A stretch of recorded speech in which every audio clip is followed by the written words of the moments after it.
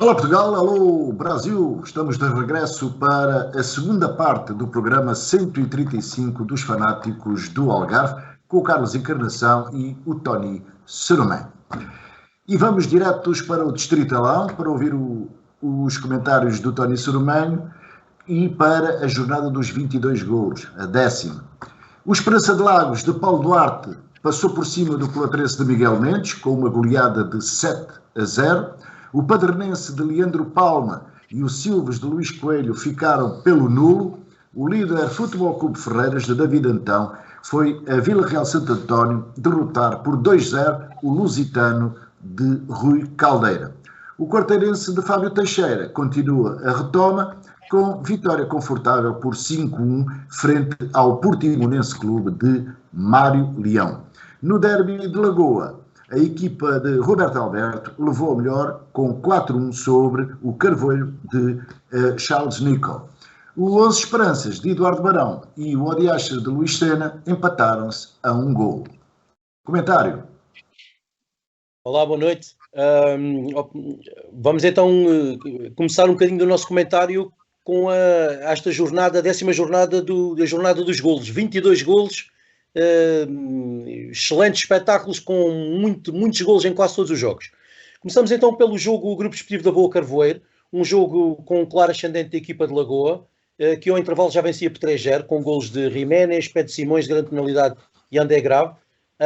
De salientar também que esta equipa do Carvoeiro se viu reduzido a 10 jogadores por expulsão de Vítor Santos logo ao minuto 19. Uma segunda parte um pouco nada mais equilibrada.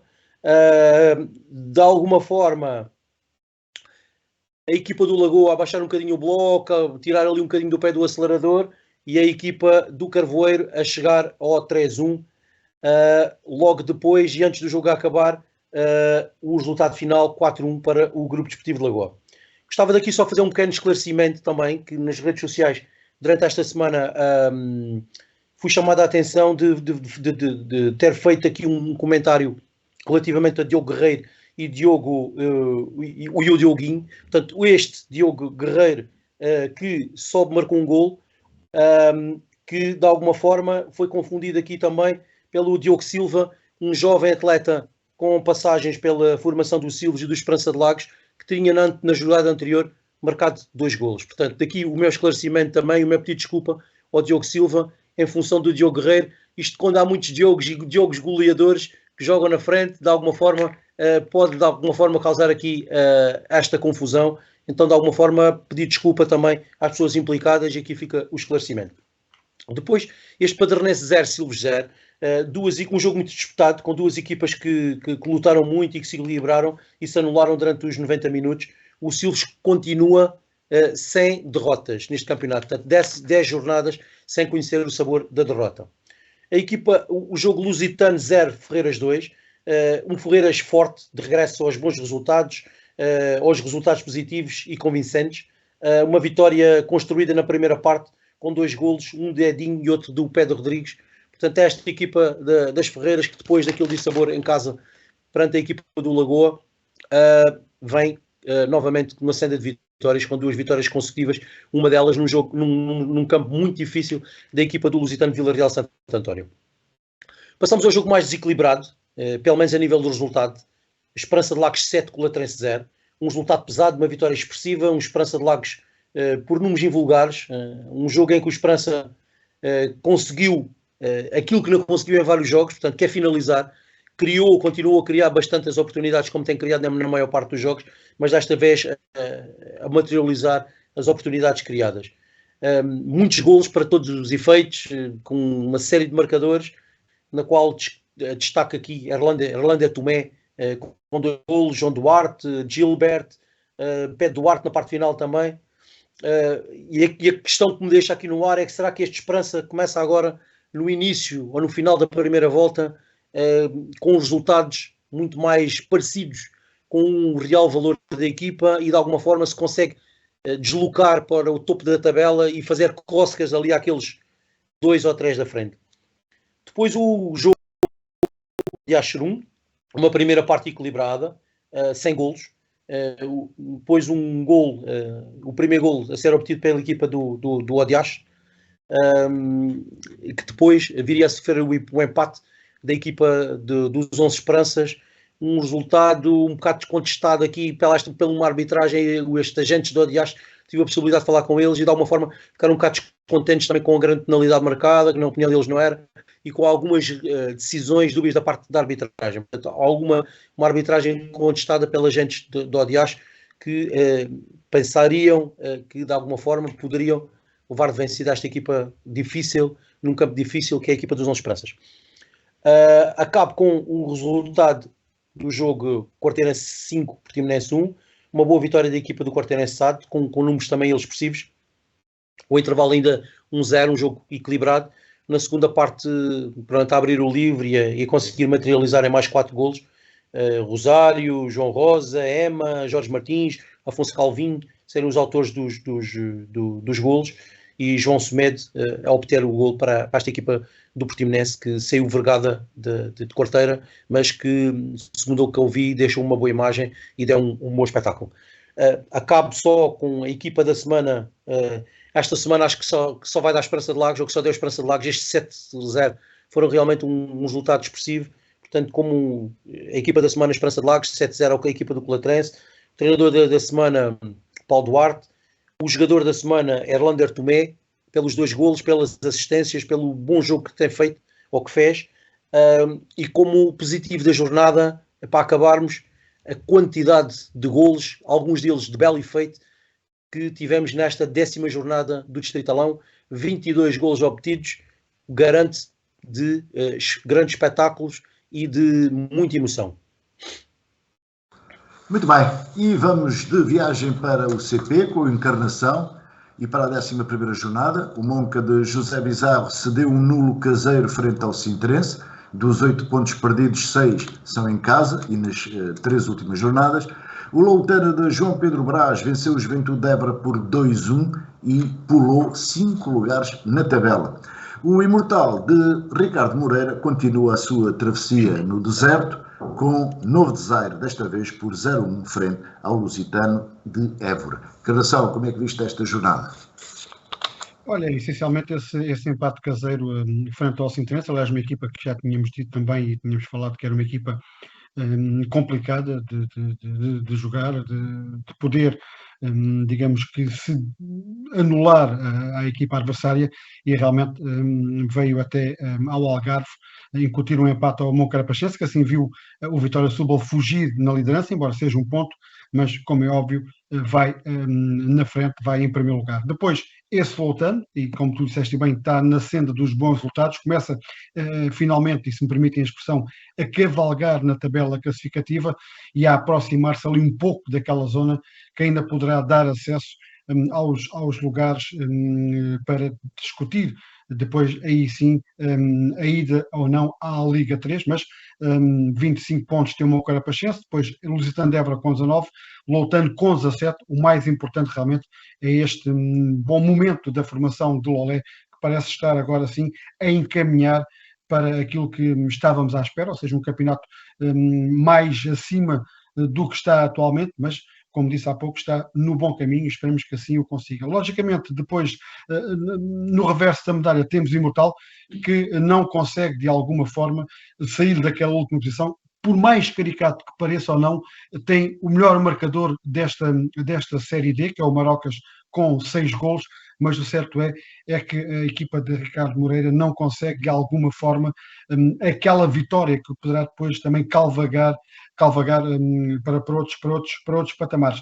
Mas vamos aguardar, logicamente, tendo a consciência de que ainda falta muito campeonato, mas, como é óbvio, já há aqui uma diferença de 10 pontos para o Juventude de Évora, que é o nono classificado, que tem 14, o Imortal tem 4, portanto, a coisa a complicar-se um pouco para a formação do Imortal de Albufeira. Muito bem, vamos para a Primeira Liga. O Portimonense perdeu por 0-1 na visita ao Casa Pia e estreou um jogador que é o Midana. Como é que viu isto, Tony? Olha, um jogo muito equilibrado.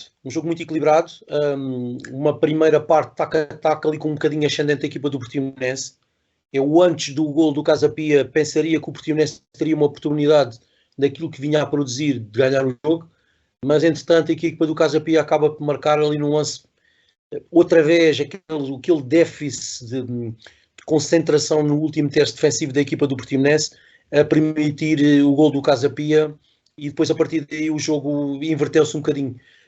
Um Casa Pia mais confiante, com mais posse, um Portimonense com mais coração do que com cabeça, com poucas oportunidades, um jogo muito tático, muito preso, muito amarrado, em que as equipas se anularam com poucas oportunidades de gol, em que acaba por o Casa Pia materializar uma das poucas oportunidades de gol que tiveram e a conseguir somar 3 pontos. Um bom começo do Pedro Moreira e do nosso conhecido Zé Borges, que espero que consigam manter esta equipa e conseguir com bons resultados. Uma derrota do Portimonense que quem viria, ou pelo menos na minha opinião, quem viu o jogo até o gol do Casa Pia, pensaria que o Portimonense teria uma oportunidade clara de sair vencedor. E sobre o Midana, algum comentário rápido? Um jogador que mostrou alguns pormenores, quero ver para querer mais uma ou duas vezes. Vamos ver, os minutos que jogou, o tempo que jogou, não me foi suficiente ainda para ter uma opinião mais formalizada perante o jogador. Quero observá-lo mais, quero ver quantos minutos é que vai ter mais, e para depois ver qual é a sua capacidade de influência perante a equipa e a capacidade de ser influente e de ser decisivo em algumas jornadas. Muito bem. Encarnação, vamos para o Sporting Clube Farense, que recebeu o Vitória de Guimarães e perdeu por 1-2, depois de uma longa paragem. O São Luís merecia outro tipo de prenda do centenário, ou não? Olha, merecia outra prenda no centenário, mas também teve uma prenda que acho que é importante e tem que ser focal, que é homenageou mais uma velha glória do seu clube. Desta feita, e depois Mirabaldo, Pedro Bens foi um homenageado, com uma assistência a rondar os 5 mil espectadores no estádio de São Luís. Digamos que foi o momento auge da noite, foi o intervalo, quando o Bens subiu ao relvado e foi homenageado por este número de pessoas que estavam no São Luís.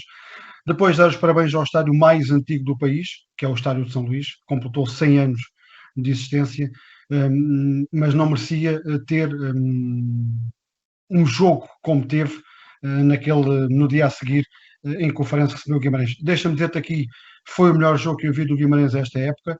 Tem um excelente treinador, que é o Álvaro Pacheco, tem, sem dúvida, uma excelente equipa, mas não merecia ter vencido da forma como venceu, porque não podemos camutear a realidade e não podemos esquecer que este árbitro, Manuel Oliveira, e se muito não se lembram, eu recordo-me, e se calhar agora vou aqui falar e vocês vão se lembrar, devem-se lembrar no ano em que o Farense, após a era Covid ou não era Covid, sobe à primeira divisão e tem o azar de receber o Rio Ave no estádio Algarve e tem o azar de receber este árbitro que anula um golo claríssimo ao Ryan Gold, apitando antes da bola entrar na baliza para que não pudesse ser apreciado pelo VAR, numa jogada em que não havia completamente nada. Depois, em relação ao jogo deste fim de semana que passou frente ao Vitória, um bom jogo de futebol. Este lance que estamos a ver na imagem, se isto não é grande penalidade dentro das 4 linhas, o que é que poderemos chamar que seja grande penalidade?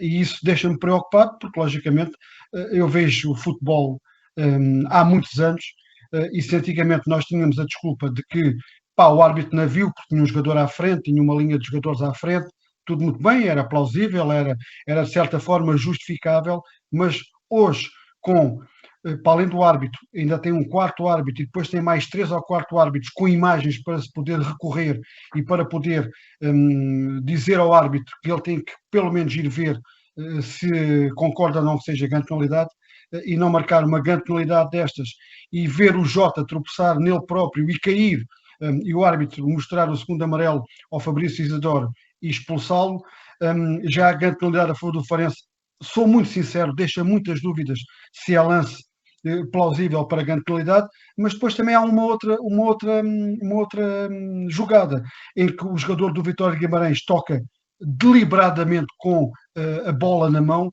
e o árbitro também não viu. E é isto que é o futebol português. Portanto, perante todos estes factos e acontecimentos, nós costumamos aqui em off brincar que praticamente todos os fins de semana temos que falar de arbitragem, mas temos que falar porque isto é grave. Isto é muito grave o que está a passar em Portugal e ninguém o vê, ou não, ninguém quer ver. Mas depois ouvimos o Luís há pouco falar da forma como falou do futebol e parece que estamos aqui em duas realidades, que é a realidade com que as associações e os clubes querem levar isto para a frente e depois como é que um conselho de disciplina da Federação coloca um árbitro num determinado jogo quando já tem antecedentes perante essa equipa. Pá, eu sei que não há árbitros, é verdade, é uma realidade. Agora, não podemos estar aqui a escamotear tudo aquilo que nós vemos. É que ninguém... O que eu estou aqui vos a dizer, eu não estou a contar isto porque me apetece contar, porque eu vi. Viram 5 mil espectadores no estádio de São Luís e viram talvez alguns milhões pelo canal que transmitiu o jogo. Portanto, andamos aqui sistematicamente, domingo a domingo, a falar neste tipo de situações e isto, de alguma forma, tem que ser reduzido. E porquê? A prova provada de que tudo isto falamos aqui semanalmente, quer nós, quer nos canais abertos, quer nos canais fechados da televisão por cabo, é que não temos árbitros nos maiores palcos do futebol europeu e futebol mundial, que é os europeus e aos mundiais de futebol. Ponto. É esta a explicação. Não há outra explicação para que isso aconteça. E como tal, o futebol tem que trilhar um caminho diferente e começarmos a pensar que cada vez mais a arbitragem tem que ser em Portugal como nos outros países, ou na maioria dos países europeus, que é profissional. Ponto. Profissão. Árbitro. E como tal, é isso que temos que realmente pensar e de alguma forma ajuizar essa situação.